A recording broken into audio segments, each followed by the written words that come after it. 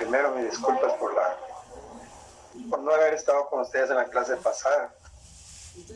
Tuve mi contratiempo, tuve que llamar a la coordinación para excusarme, pero ya estoy aquí otra vez.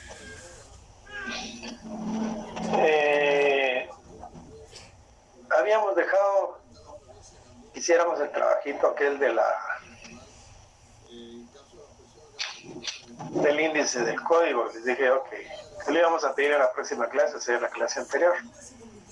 La realidad es de que no lo voy a pedir, ni lo voy a recoger porque eso es interés de cada uno, de ir haciendo las cosas como se van pidiendo. Y habrá alguna otra oportunidad que vamos a ir haciendo algunas otras actividades. Y realmente es importante que lo vayan haciendo, pero los más interesados obviamente tienen que ser cada uno de ustedes. Porque si lo hacemos cada uno de ustedes, obviamente pues será en beneficio de quién. ¿Mío? No. De Juanito, tampoco. De Pedro, tampoco. De Esther, tampoco. De María, tampoco. No, es de cada uno. Y cada uno tendrá... ¿Puedes eliminar esas fotos, oíste, mamá? Tendrá su oportunidad me las puedes eliminar. de irse preparando a la mejor forma posible. No lo hice, no lo tengo. Cada quien tendrá su forma de hacerlo, pero hay que hacerlo. Al abrir el salón, digamos, por ejemplo, ahorita me está pidiendo Ides y Shem que la admite en la clase. Dice, persona ajena al domicilio de la Universidad de San Carlos de Guatemala, profesores.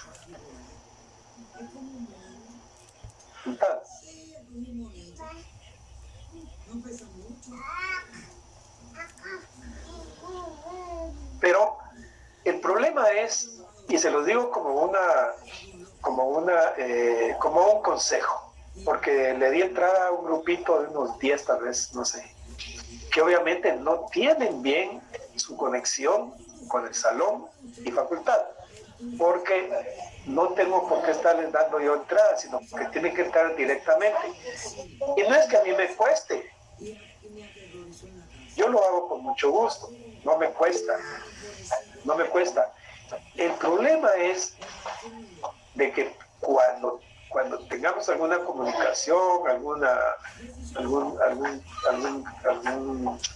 mandar alguna nota o algo, qué sé yo, por cualquier emergencia, no les va a llegar y no van a estar conectados como todos los demás, porque todos los demás entran sin necesidad de que exista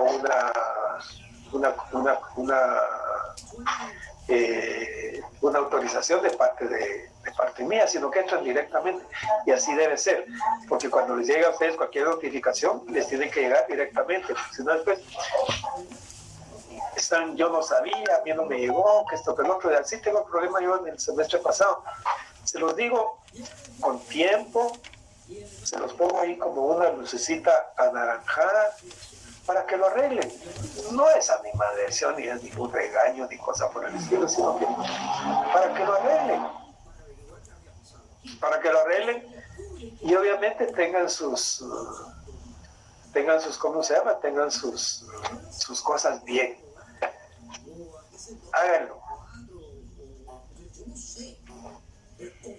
Háganlo, y así se van a evitar cualquier inconveniente, cualquier situación que se da, no solo en mi curso, sino que con todos los profesores. Háganlo, que es un buen tiempo para poderlo hacer. Vamos a seguir hablando del derecho procesal penal.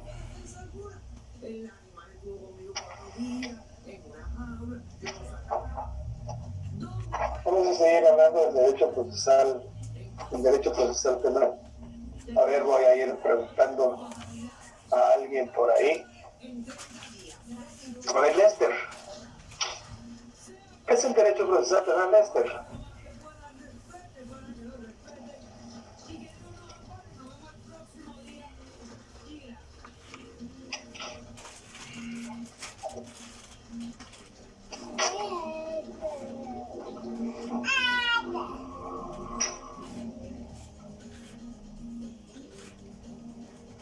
Néstor Alejandro.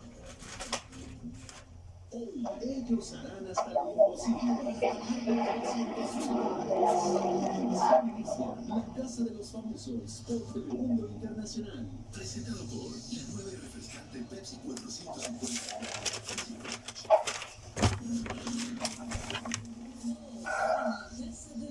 Cindy. Este no nos contesta.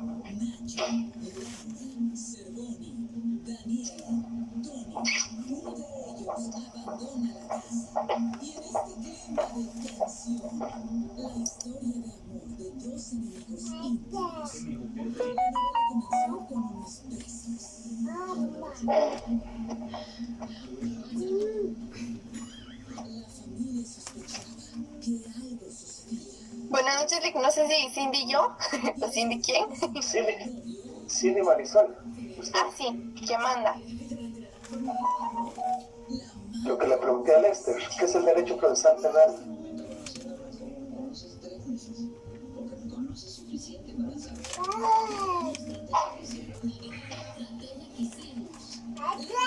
Pues Rick, yo, según lo poco que hemos visto, a mi cabecita es como las normas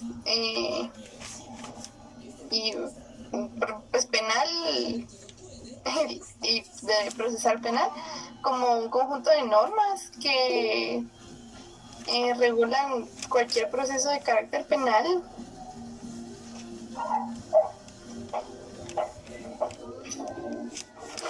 Kevin.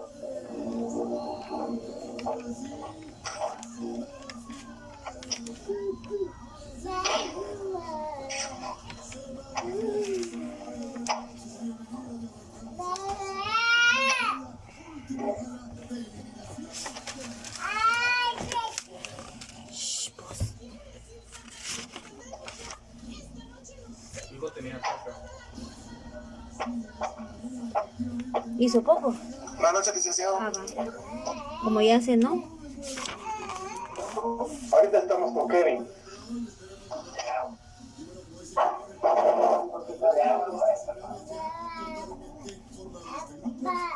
Sí, Lester. Perdona que no había respondido, pero es que me llamaron de mi trabajo.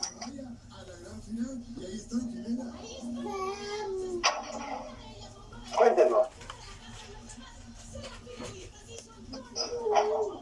Perdone, para mí son normas jurídicas, licenciado, que son de alguna manera ejecutadas por algún tipo de órganos. En este caso, pues estaríamos hablando de juzgados, creo, para determinar delitos. Al menos eso es lo que yo entiendo sobre el proceso penal. Mirna Dulce. Buenas noches, Rick. Dulce María. ¿Qué tal? Buenas noches, Dulce. Misma pregunta. Bien, ¿y usted? Bien.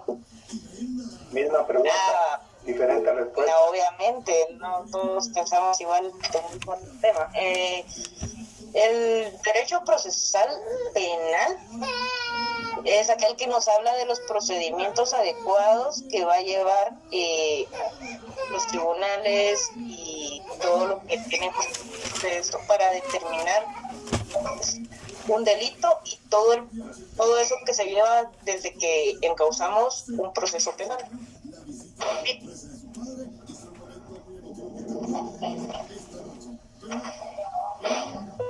¿Quién más? Kevin, no aparece Kevin. Solo se conectó y dejó ahí la...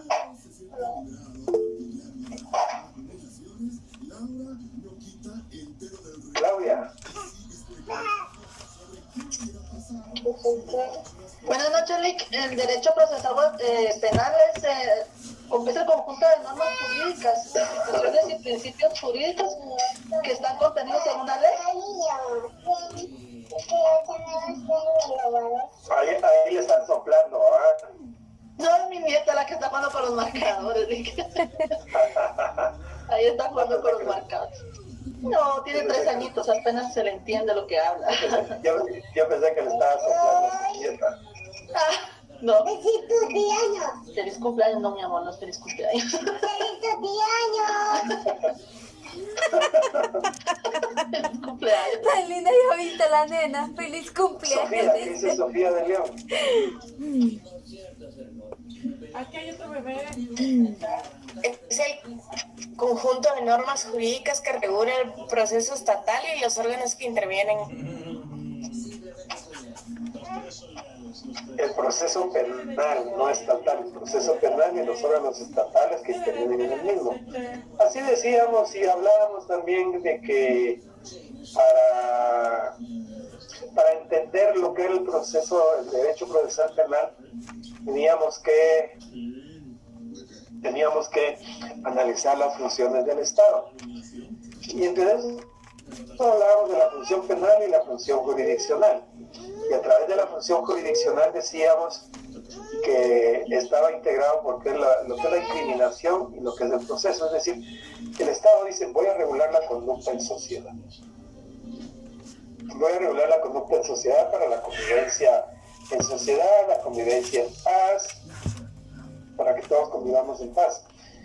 Y lo que está prohibido hacer y lo que no podemos hacer.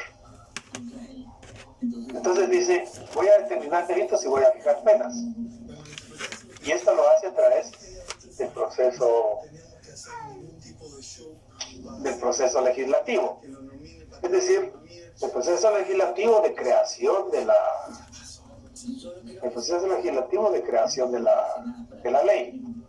Que crea las normas jurídicas para regular la conducta en sociedad como una forma preventiva, podríamos decir, para poder convivir en sociedad. Luego dice, ya tengo las normas, que obviamente están recopiladas en el Código Penal, pero también dice, hay algunas leyes penales difusas por ahí, pero también dice, bueno, ¿y cómo voy a aplicar esa ley penal al caso concreto? Voy a aplicar esa ley penal al caso concreto determinando a través de un mecanismo. Ese mecanismo se llama proceso penal. Es decir, crea el mecanismo necesario, crea ese instrumento que se llama proceso penal para poder aplicar la ley penal al caso concreto. Y eso es lo que comprende lo que es la función penal, lo que es la incriminación, la determinación de delitos y la aplicación de penas y el proceso penal. Y luego se plantea otro problema. ¿Quién va a ser el encargado de aplicar la ley penal al caso concreto? ¿Quién va a ser el encargado de aplicar la ley penal al caso concreto? Y cuando se habla de aplicar la ley penal al caso concreto, cuando se habla de aplicar la ley penal al caso concreto, nos referimos específicamente a los órganos jurisdiccionales y cómo se va a proceder en la aplicación de la ley penal al caso concreto.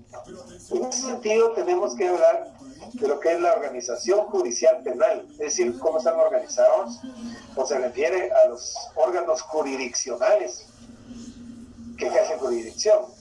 Es decir, cuando decimos que ejercen jurisdicción es porque tienen jurisdicción para que se reconozca con fuerza de verdad legal las decisiones que adoptan los tribunales. Es decir, que se imponen ante terceros. En ese sentido, el Estado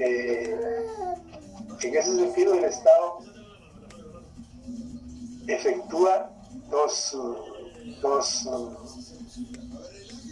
actividades, una actividad declarativa y otra actividad ejecutiva. En una declara el derecho aplicable, y esto es a través de los órganos jurisdiccionales, que están presididos obviamente por un juez si es un tribunal unipersonal, o por un tribunal colegiado si es una sala, por ejemplo, o un tribunal de sentencia integrado por diferentes personas. Y por otro lado, habla de la organización del proceso, es decir, cómo se va a proceder en la averiguación del hecho. cómo se va a proceder en la averiguación del hecho. ¿Qué es lo que va a hacer? ¿Qué es lo que va a hacer el Estado en relación con la aplicación de la ley penal al caso concreto? Y así es que, así las cosas, tenemos una serie de normas que regulan el proceso penal.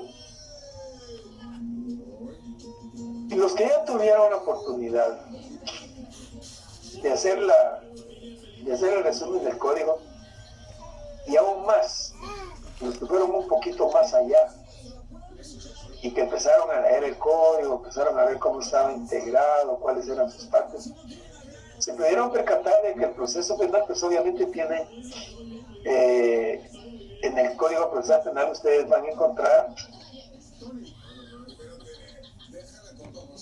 en un principio los principios constitucionales, los principios procesales que forman el proceso penal, las instituciones del proceso penal, van a encontrar la jurisdicción, la competencia, las partes, la acción,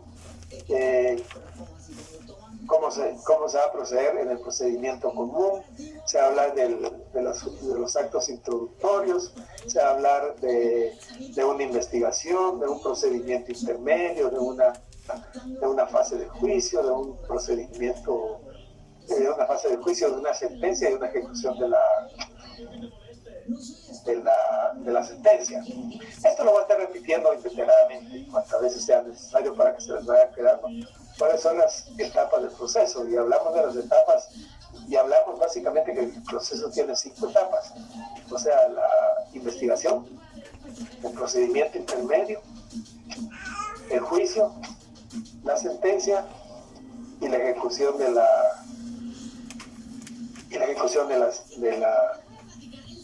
la sentencia.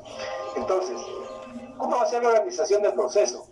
Vamos a ver qué se hace, o está regulado, mejor dicho, en el Código Procesal Penal, está regulado cómo se va a proceder en cada una de las etapas del proceso, o en cada momento procesal, cómo se va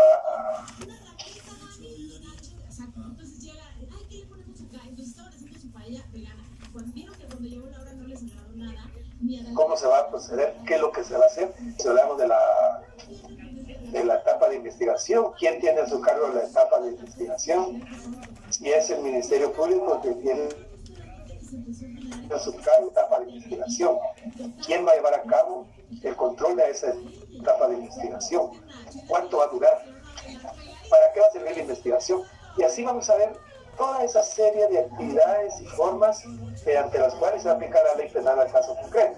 Pero obviamente, ¿quiénes la van a aplicar? ¿Quiénes ejercen jurisdicción? ¿A través de qué? A través del proceso. ¿A través de qué? De los órganos jurisdiccionales y a través del proceso penal. Hasta ahí estábamos en la clase pasada. Ahora vamos a hablar de los caracteres del derecho procesal penal. En primer lugar,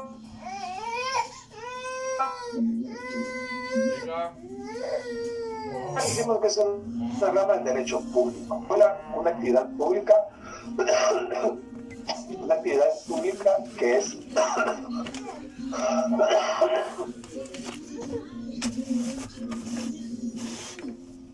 es estatal. No es una actividad particular, es decir, que nunca hemos visto nosotros, por ejemplo, que salga licitación pública, que se va a licitar la aplicación de la ley penal al caso concreto, y que la vaya a ganar la sociedad Delitos S.A., quien va a ser la encargada de aplicar la ley penal al caso concreto. Eso no lo vamos a encontrar, sino que es una actividad pública que es estatal. Es decir, esto está basado en el principio del ius puniendi, es decir, que el Estado se reserva para sí el derecho de castigar. Es decir, que es una actividad pública que corresponde al derecho público. Es una actividad pública estatal, no es particular. Es decir, si fuera particular, el Estado delegaría esa actividad en los particulares, ¿quiénes serían los encargados de aplicar la ley penal al caso concreto? Pero no, es una actividad pública. Y esta actividad pública, pues obviamente es una actividad pública que es estatal. Por otro lado, otro de los caracteres que decimos del derecho procesal penal, hablamos que es accesorio o instrumental con respecto al derecho material o sustantivo, porque nos sirve para aplicar el derecho penal, es decir, es el instrumento. Ahí en el Código Procesal Penal vamos a encontrar, como les digo, cuáles son los mecanismos o cuáles son las actividades que se desarrollan para poder aplicar la ley penal a un caso concreto. Y esto obviamente tiene mucha relación con lo que es el desarrollo del proceso. Y vuelvo a caer otra vez en lo mismo. Quienes han tenido la oportunidad de ver ya el Código Procesal Penal, de haber hecho su trabajito ese, del resumen que les dije, de haber copiado el código o el índice del Código Procesal, Penal, esto es importante. Y es importante porque ahí vamos a encontrar todos los mecanismos que nos sirven para aplicar la ley penal al caso concreto. Van a encontrar ustedes cómo se ejerce la acción, quiénes pueden ejercer la acción, cuáles son los principios generales, cuáles son los sistemas de ejercicio. Van a encontrar quiénes son los jueces competentes, quiénes conocen cada una de las etapas del proceso, quién conoce la etapa de investigación, quién conoce la apelación, quién conoce casación.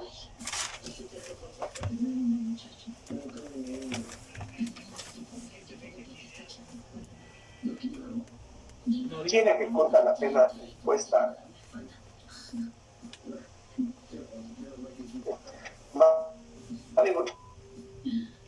¿Quién es el que ejerce jurisdicción? Van a ver que el verdadero creante adhesivo, que es el que a la acusación o a la investigación coadyuva con la investigación que realiza el Ministerio Público.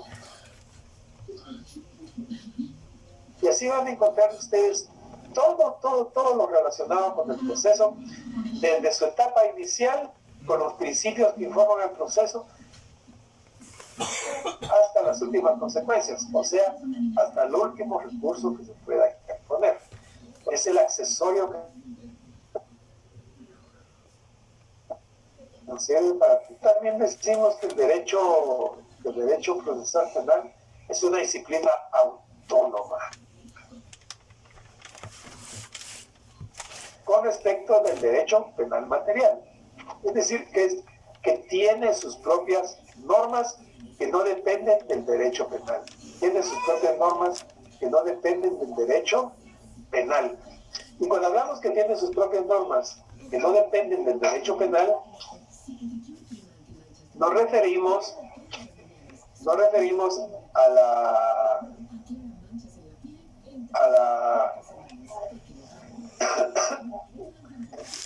a que es un instrumento que nos sirve para aplicar la ley penal al caso concreto. Y volvemos a caer, está hablando de la autonomía, que tiene sus propias normas, porque no dependen del derecho penal. Es decir, que en el Código Procesal Penal ustedes no van a encontrar ninguna norma que se refiera a penas, a delitos, a determinación de delitos, a fijación de penas, sino que van a encontrar normas procesales, normas para aplicar la ley penal a un caso, concreto. Es decir, que se tiene que tener el derecho procesal penal sus propias normas, que no dependen del derecho penal. Encontramos cómo desarrollar el proceso, qué actividades se pueden desarrollar en cada una de las etapas del proceso, pero no van a encontrar delitos, no van a encontrar regulación de conductas, no se va a encontrar cómo se van a regular esas conductas o qué penas se les pueden imponer si se incumplen con las normas. Esto lo vamos a encontrar en el Código Penal. Entonces, recapitulando, los caracteres del derecho procesal penal son: es una rama del derecho público porque regula una actividad pública que es estatal. Es accesorio o instrumental porque nos sirve de instrumento para aplicar el derecho penal. Y es una disciplina autónoma respecto del derecho penal porque tiene sus propias normas que no dependen del derecho penal. ¿Alguna pregunta?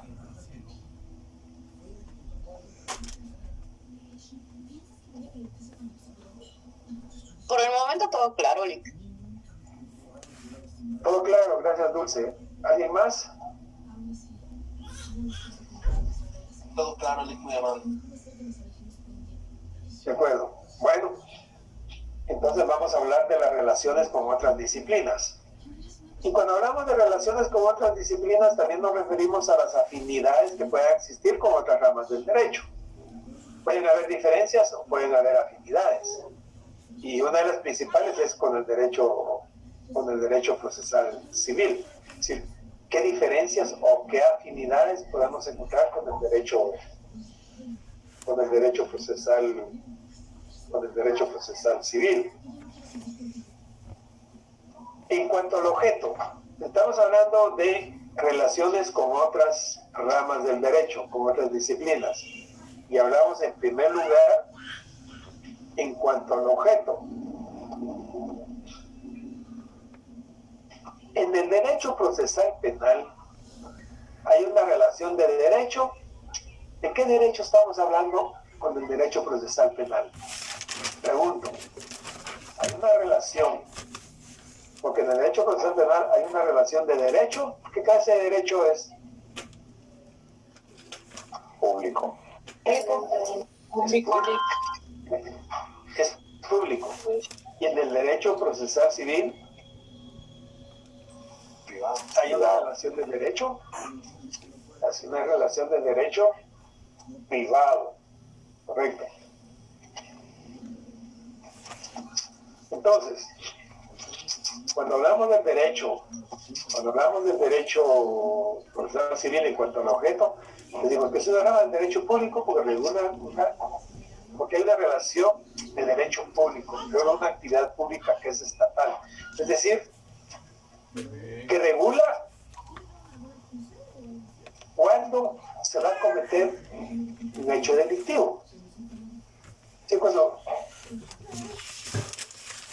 se comete un hecho delictivo surge el derecho procesal penal, surge el proceso penal. Hay que restablecer el orden penal que se ha violentado. En cambio, en el derecho procesal civil no. ¿Y por qué lo habrán matado? Es la relación entre el Estado y el particular para resolver el conflicto que se está discutiendo. En cambio, en el civil no, es una relación de derecho privado. ¿Por qué decimos que es una relación de derecho privado? Pongámonos a pensar en que dos personas convienen un contrato de mutuo porque una le va a dar la ¿cómo se llama? La relación, o mejor dicho, va a condicionar, van a pactar ciertas condiciones. Por ejemplo, en un contrato de mutuo se va a fijar que una persona le va a dar en calidad de préstamo de mutuo con la obligación de devolver lo mismo en algunas condiciones. Va a prestar 10,000 o 100,000 quetzales que le va a devolver en un plazo de 10 meses mediante sobresaldos deudores y una serie de más, pero principalmente eso. Ahí la relación que existe es de derecho privado, es la relación entre las personas, es el incumplimiento del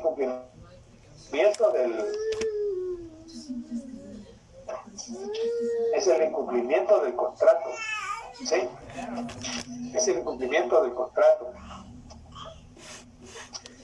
Porque la relación es de derecho privado, no es de derecho público.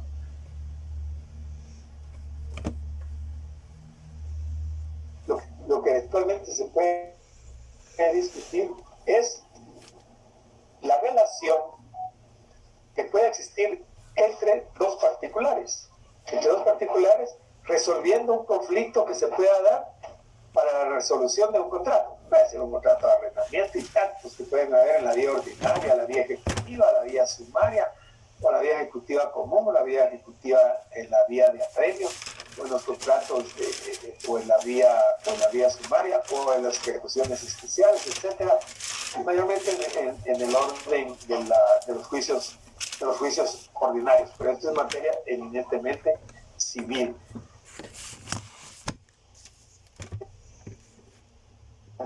Entonces, desde el civil hay una relación de derecho privado.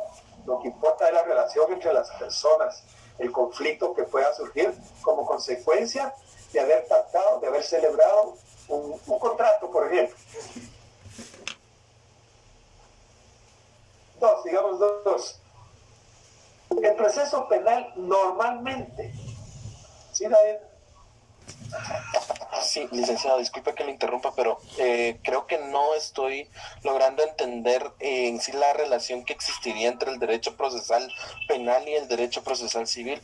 No sé, o sea... Aquí estamos ahora, es que aquí no hay relación. Yo les dije que cuando íbamos a hablar de las relaciones con otras disciplinas, hablamos también de diferencias. Aquí lo que hay es una diferencia, aquí no hay una relación.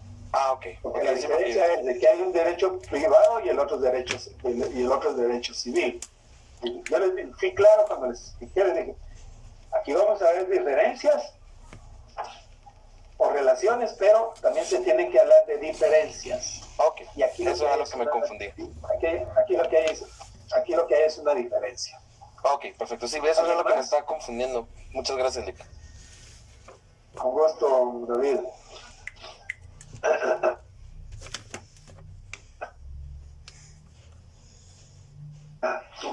¿Alguien más?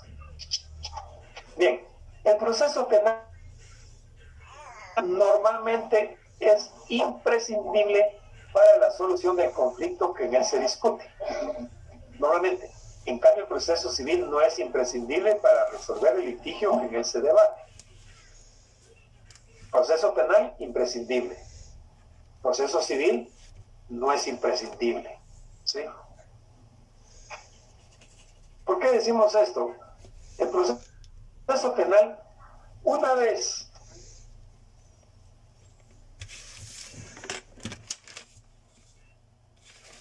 denuncia, querella o prevención policial, empieza esa maquinaria, empieza ese engranaje a trabajar, empieza la investigación.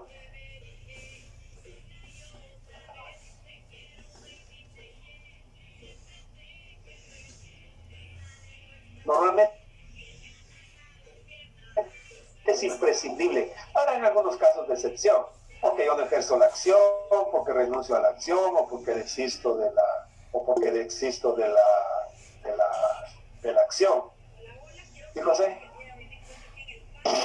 Lic, entonces cuando se dicta falta de mérito es como si nunca iniciara el proceso. Sí, porque no hubo nada, pues. Ahí porque no hubo nada. Pero si hay, ¿cómo se llama? Elementos, es porque se tiene que llegar al sobreseimiento o a la sentencia. ¿Por qué tener detenida a la persona? Pero no es que En este caso hay falta de mérito, no hay elementos,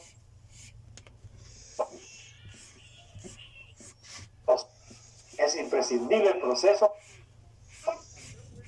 para resolver. Si hay que investigar si es cierto o no es cierto lo que se le está imputando, o para discutir eventualmente en el procedimiento intermedio si procede o no un sobreseimiento. ¿Correcto? ¿Estamos, José? Correcto, Nick.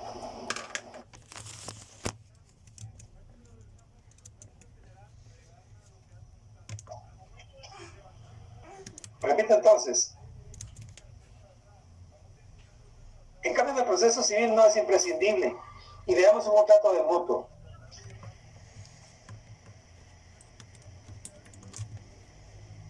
Fija, morder la camisa.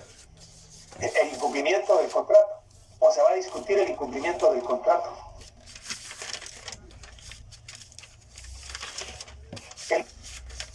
¿Será? Y la pregunta es, ¿surgió el conflicto? Sí surgió el conflicto. ¿Por qué? Porque no pagó. Porque no pagó ¿cómo se llama? No pagó una, dos o tres cuotas de las que estaba obligado. Incumplió. No pagó la renta. No un contrato de arrendamiento. No pagó la renta. Hay incumplimiento. El conflicto surgió.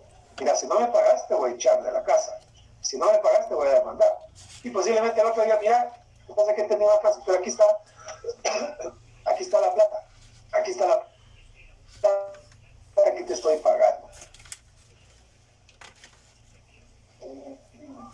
¿Hay proceso? No hay proceso. O posiblemente se inicie el proceso por una demanda. Posiblemente se inicie el proceso por una demanda.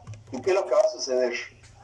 Se va a iniciar el proceso, inmediatamente le voy a ir a pagar. Es más, aquí están tus 10,000 pesos de este mes y te pago el saldo. Y la pregunta es, ¿hubo proceso? Se inició el proceso, pero no hubo proceso.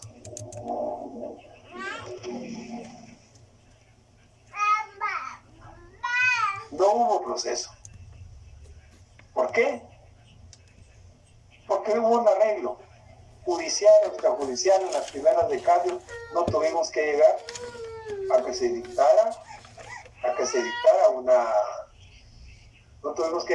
dictara una sentencia, sino que simple y sencillamente se arregla el asunto, ¿sí? Entonces, decimos que en el proceso penal normalmente es imprescindible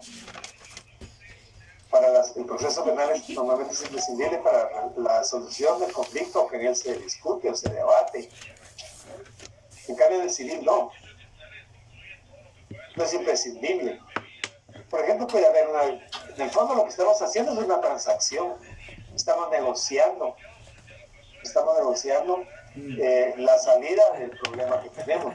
Entonces, mira, voy a desocupar la casa, ya no puedo para seguirte pagando. Me quitaron el chance, voy a irme a vivir donde mamá, pues me voy a ir a vivir donde mi hermano, me va a dar un cuarto por ahí y me voy a acomodar y ya no puedo seguirte pagando. ¿Se entiende eso? ¿O tienen alguna pregunta? Muy claro.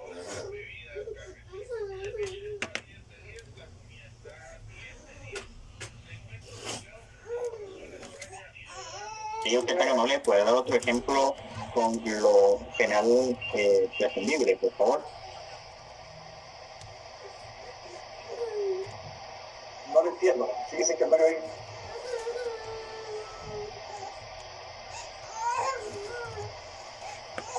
Si podría dar otro ejemplo con lo procesal penal, por favor. El único ejemplo que le puedo poner es de que cuando se comete un hecho delictivo, cualquiera que sea, es imprescindible para la solución del conflicto que se debate. Normalmente le digo que es imprescindible porque con cualquiera de los actos introductorios que se den del proceso hay que investigar.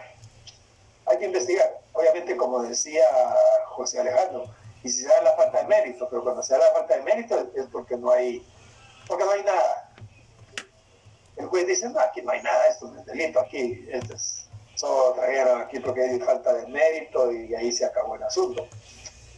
O posiblemente sí exista y hay que iniciar una investigación. O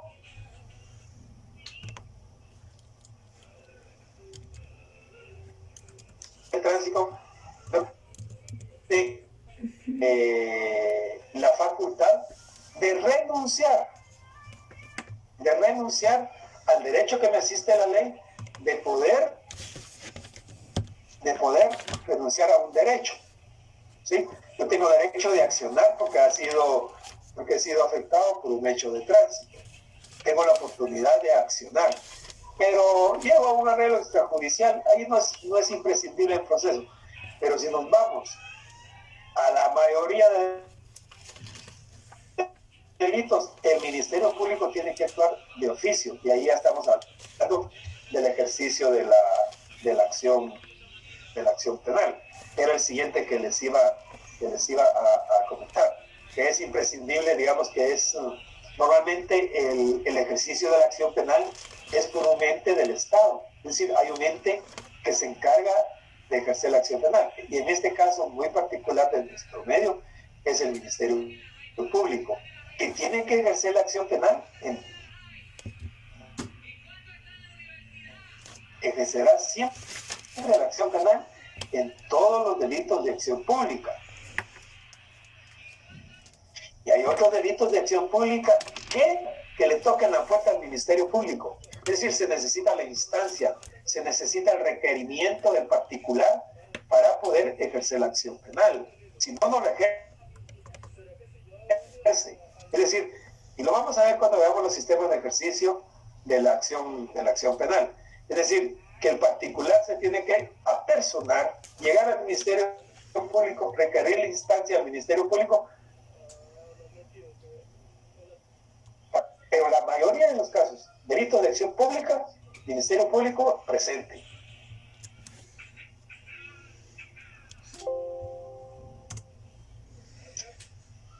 A pedirle que ejerza la acción. Y obviamente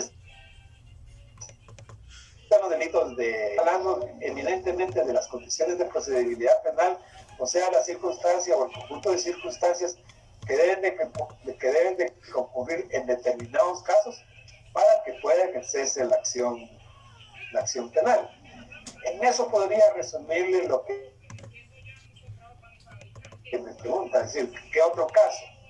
Algún caso puede ser un hecho de tránsito, en el cual no es imprescindible para resolver el conflicto porque puedo llegar a una negociación. Mire, le voy a pagar los daños emergentes y le voy a pagar los perjuicios, lo que va a dejar de percibir, y le voy a pagar su estancia en el hospital, los gastos médicos, etcétera. Y por eso no voy a desistir, sino que voy a renunciar a la acción penal. Entonces el juez ya no tiene nada que investigar, el Ministerio Público no tiene nada que investigar, ya no hay nada que investigar, sino que simplemente ahí se pretende el asunto. Pero si vemos la mayoría de casos,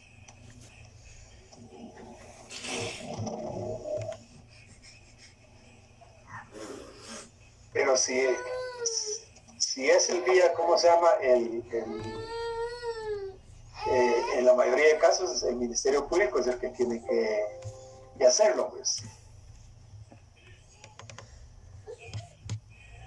No Muchas sé, gracias, licenciado. Sí, ahora sí, muy amable.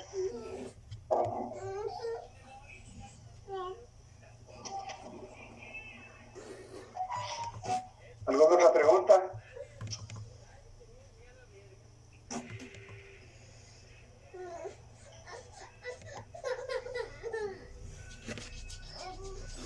¿Qué tiene el botón? No, Nick, por lo menos de mi parte no.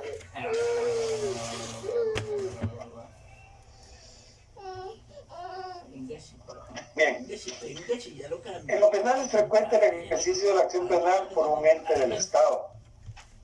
En lo civil no.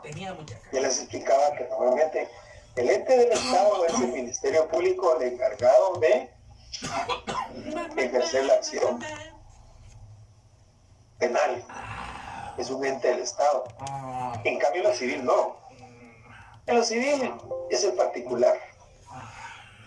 En lo civil es el particular quien tiene la potestad o no de ejercer la acción que pretenda para hacer que se le hagan valer ciertos derechos.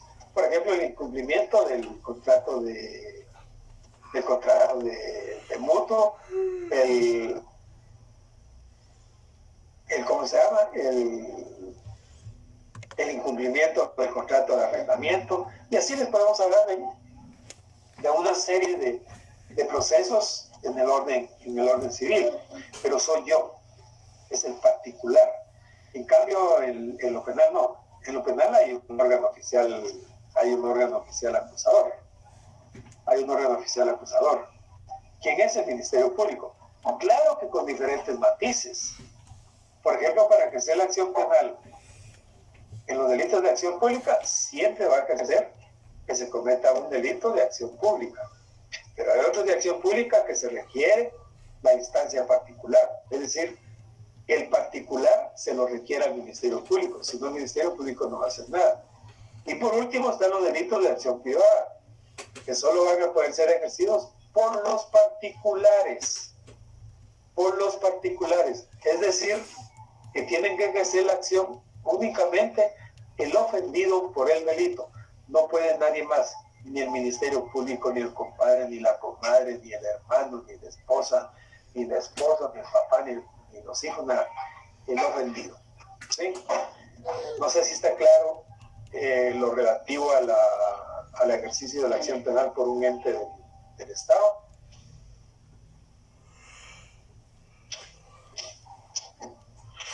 Licenciado.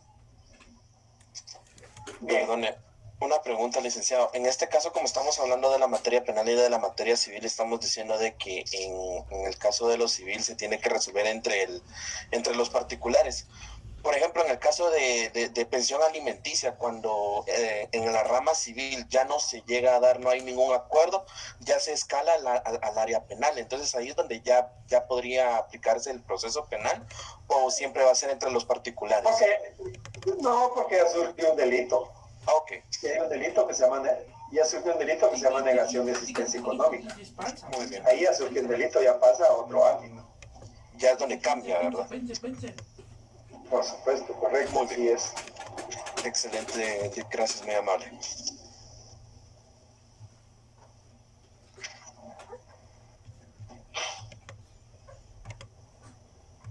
¿Alguien más? ¿Alguna pregunta más, jóvenes?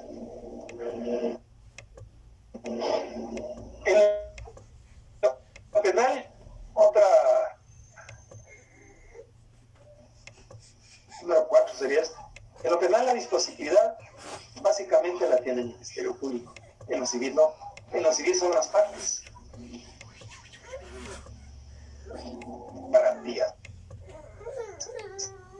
Él no impone.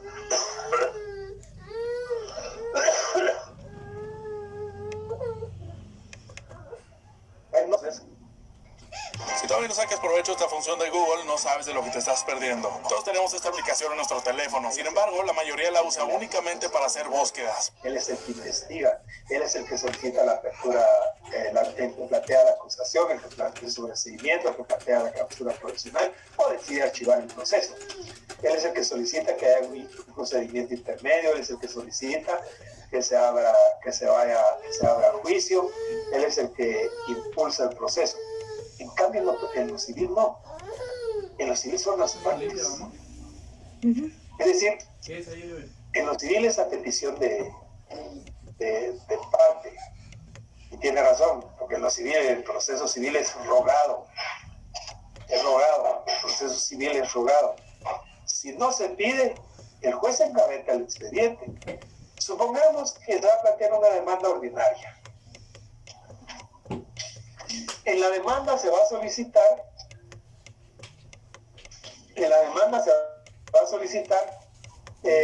entre otras cosas, se va a pedir que se le dé audiencia a la otra parte.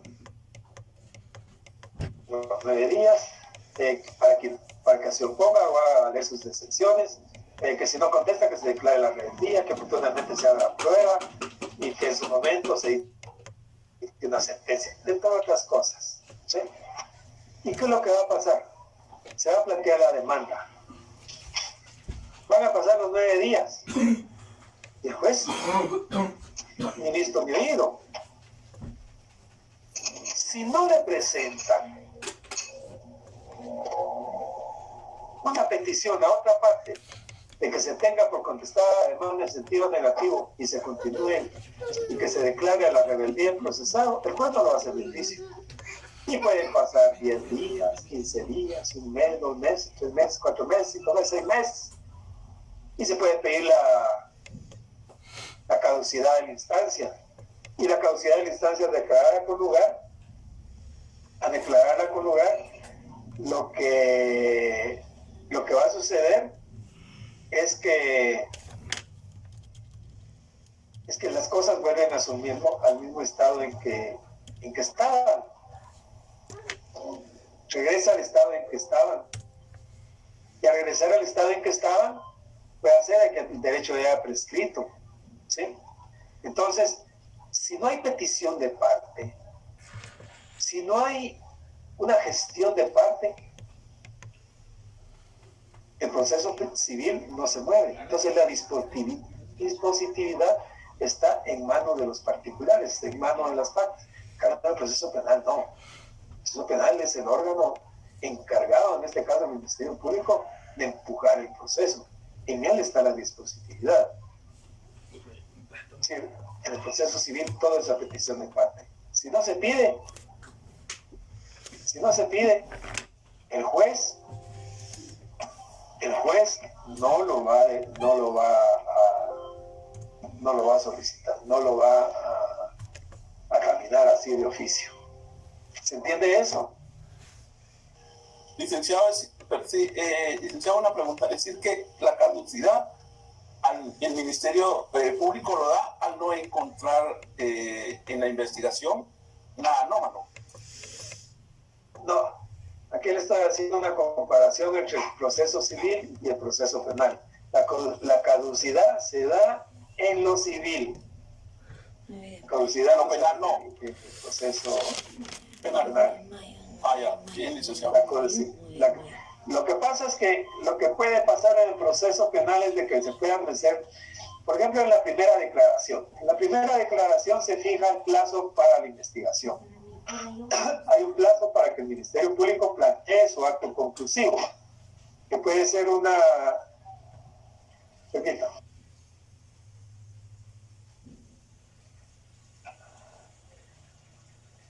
Ay, qué fuerzas tienes de voto.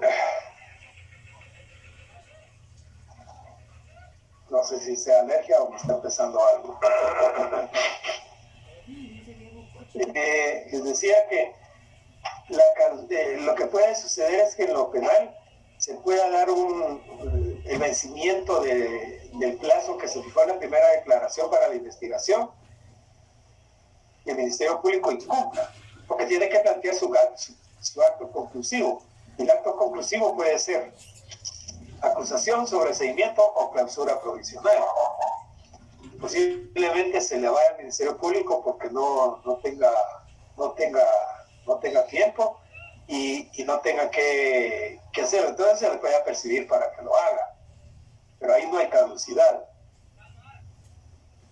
Aparte sería la prescripción de la responsabilidad penal, pero eso ya es penal. La caducidad que hoy le hablé fue en lo civil, para que no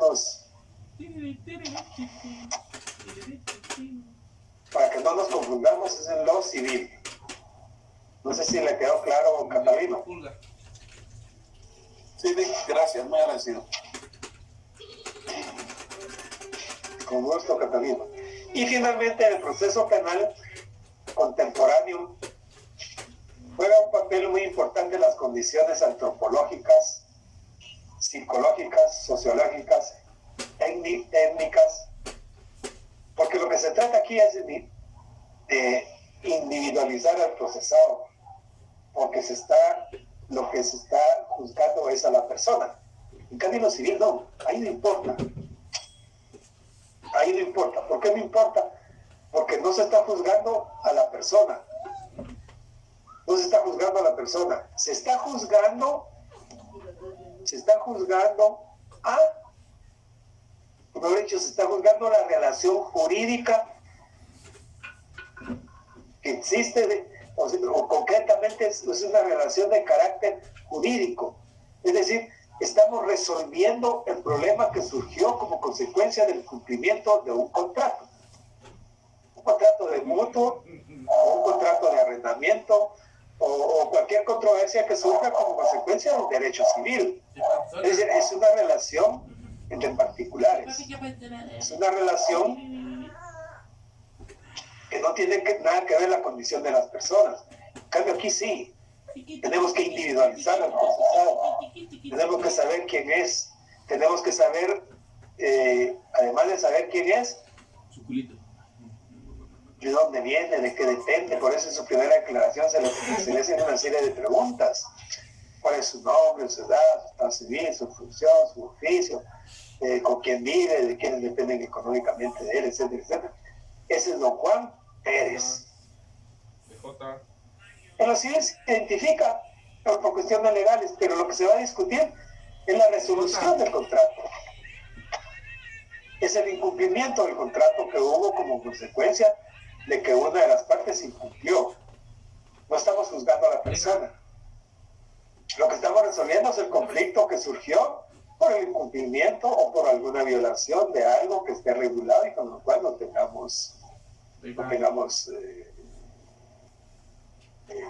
control. Alguien me ponía por ahí, claro, si la persona no sabe hablar español o castellano, como dice, se le tendrá que poner un intérprete, porque hay mucha gente que todavía está con su lengua nativa, o posiblemente sea un extranjero que no entienda y ni hable el español. Entonces se le tendrá que poner un intérprete o alguien que no hable con su lengua nativa. Correcto. ¿Alguna pregunta con respecto a esto? No. Tenemos la diferencia de los ojos, ¿no? Sí. Pero esta es un poquito... yo creo que está bastante sencillo. Solo le quería preguntar, para el primer parcial, ¿qué tanto recomienda haber leído los códigos que nos pidió? ¿Usted viene el primer día de clase? Sí, pero entré un poco tarde porque me estaba haciendo prueba de COVID. Yo en el primer día de clases expliqué todo lo que iba a entrar en el examen. Ok, yo no tan al principio, sino que en alguna parte de la clase, pero se lo voy a explicar a usted para que le quede claro y para los que no lo vieron. Les expliqué que la clase había empezado desde que yo dije buenas noches jóvenes, mi nombre es Manuel Jesús Elías Higueros. Igual para todos, para los que estaban en ese momento, para los que no estaban, y ahora para usted que se andaba haciendo prueba de COVID. Es decir, la clase empezó desde ese momento. Y cuando hablamos de la evaluación, les dije, miren, como lo importante aquí es que ganen sus exámenes. Y vamos a fijar las reglas para la materia de los exámenes. Y les dije, para el primer parcial va a entrar, desde que yo dije, buenas noches jóvenes, mi nombre es Manuel Jesús Elías Higueros, hasta lo que veamos una clase antes del primer parcial, el día que esté programado el primer parcial. Para el segundo parcial va a entrar, desde que yo dije, mi nombre es Manuel Jesús Elías Higueros, hasta lo que veamos una clase antes del segundo parcial. Y para el examen final va a entrar, desde que yo dije, mi nombre es Manuel Jesús Elías Higueros, hasta lo que veamos una clase antes del examen final. Esto quiere decir que siempre, mi estimada Dulce, siempre va a entrar todo. Eso yo lo comprendo, pero digamos, un estimado, un artículo de las leyes que estamos viendo, no, un artículo que usted diga, no, ok, gracias. Yo les dije que aquí vamos a ir, ahorita todavía no hemos analizado leyes, pero les dije que cuando leyéramos las leyes íbamos a analizar 1 o 2 artículos, por ejemplo, de la competencia.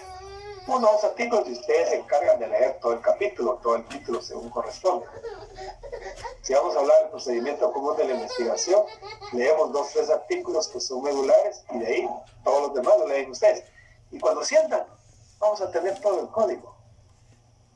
Por el momento, todo lo que estemos hablando acá va a entrar.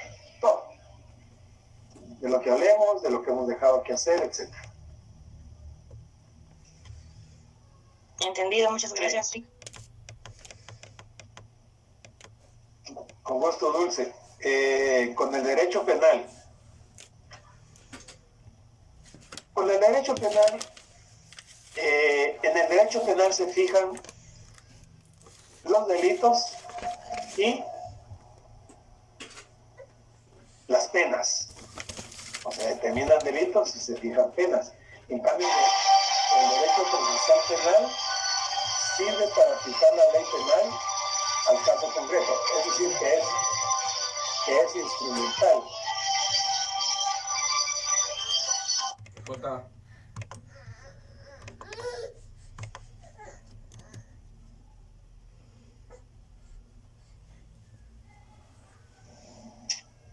Perdón.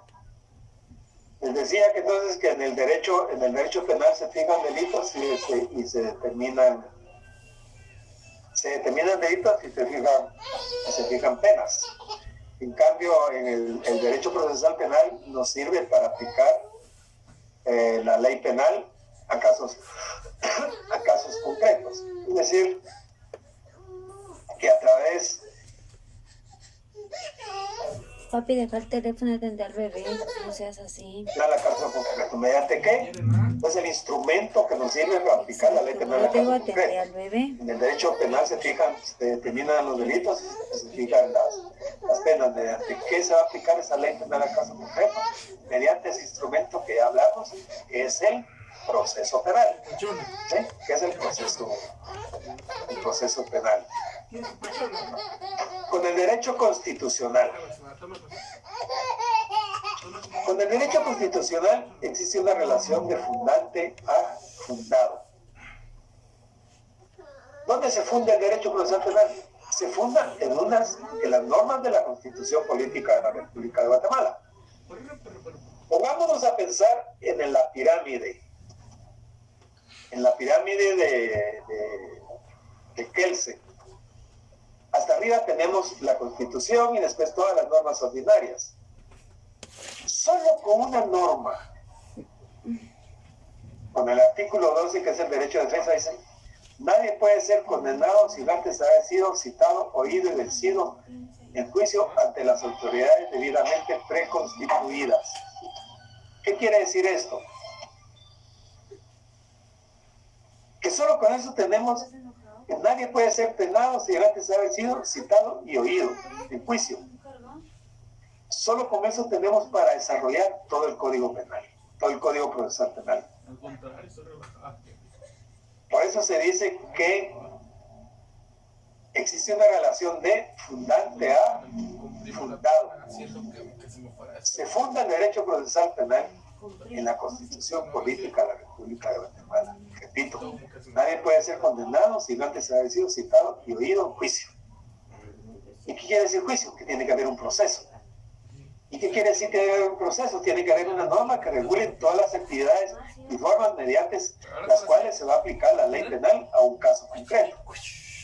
Y así las cosas podemos ver en el Código Procesal Penal todos los principios, garantías constitucionales, garantías procesales, instituciones del proceso penal, jurisdicción, competencia, elección penal, sujeto procesal. Vamos a ver el procedimiento común, cómo se inicia, denuncia, querella, prevención policial, quiénes son los que participan o quiénes son los que participan en el proceso penal, quién controla la investigación, quién lleva a cabo la investigación, cuál es el plazo de la investigación, cómo termina la investigación, denuncia, querella, prevención, acusación, sobreseimiento, clausura provisional o bien el archivo de la causa. Va a haber un procedimiento intermedio, va a haber un ofrecimiento de prueba, va a haber un juicio, va a haber una sentencia, va a haber una ejecución de sentencia, quiénes son los encargados, cuáles son los medios de impugnar, etc. Una relación de fundante a fundado. Con eso tenemos para desarrollar todo el Código Procesal Penal. Se funda en la Constitución. ¿Es cierto o no es cierto? ¿Alguna duda con respecto a esto? No, está sencillo. Con el derecho administrativo. Con el derecho administrativo toma las relaciones o enlaces que hay de los preceptos orgánicos de los órganos estatales. Es decir, los principios del derecho administrativo, el derecho procesal los toma de la organización de los entes públicos, es decir, cómo están organizados los entes públicos. Vamos a pensar en el organismo ejecutivo, por ejemplo. El organismo ejecutivo. Presidencia, vicepresidencia, ministerios, viceministerios, direcciones generales. Y dentro de eso es presidente, vicepresidente, secretario general, secretario privado, secretario aquí, secretario allá. En el ministerio, viceministerio de eso, viceministerio del otro, oficial mayor, secretarios, etc. En los tribunales es diferente. Obviamente hay una organización. ¿Y cuál es la organización? Corte Suprema de Justicia, Cámara Penal, Sala de la Corte de Apelaciones, Tribunales de Sentencia, Tribunales de Instancia, jueces menores, jueces de paz. Es la organización de los entes públicos, cómo están organizados y cómo están organizados internamente, por supuesto. ¿Quién lo preside? Hay un juez, hay un secretario, hay oficiales, hay notificadores, hay un comisario. Es decir, cómo es de que cómo es que se desarrollan, como ver yo, o cómo están organizados los entes públicos. En esto es con el derecho administrativo. No sé, ¿alguna duda con relación con las disciplinas que hemos hablado, con el derecho procesal civil, con el derecho